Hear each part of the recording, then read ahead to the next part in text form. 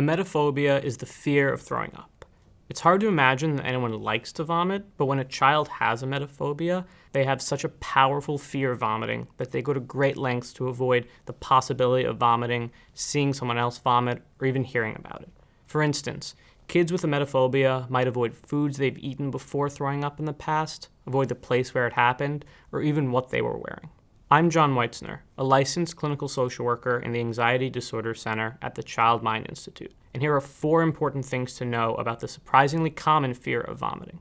Like all phobias, emetophobia starts out small and escalates.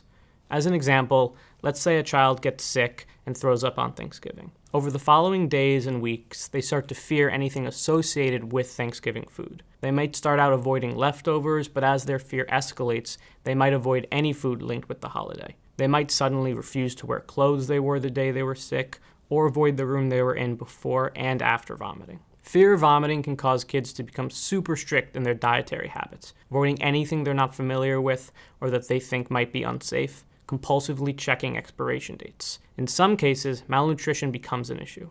But because a child may not be able to articulate their fear, adults can misunderstand their child's behavior and underestimate emetophobia's grip. They might assume that the child will grow out of it and reassure them that it's not something to worry about. They might cooperate in letting the child avoid things they associate, however remotely, with vomiting. But however well-intentioned, this actually makes the phobia worse. When kids avoid things that trigger their fears or seek reassurance to calm their anxiety, it only strengthens the anxiety. Another reason parents may not recognize emetophobia is that kids often hide it out of shame. If they express fears of vomiting and are dismissed by the adults around them, or are told they're being ridiculous, children will sometimes hide continuing symptoms, even into adulthood, carefully concealing why they avoid things like sleepovers or school trips. But emetophobia is treatable.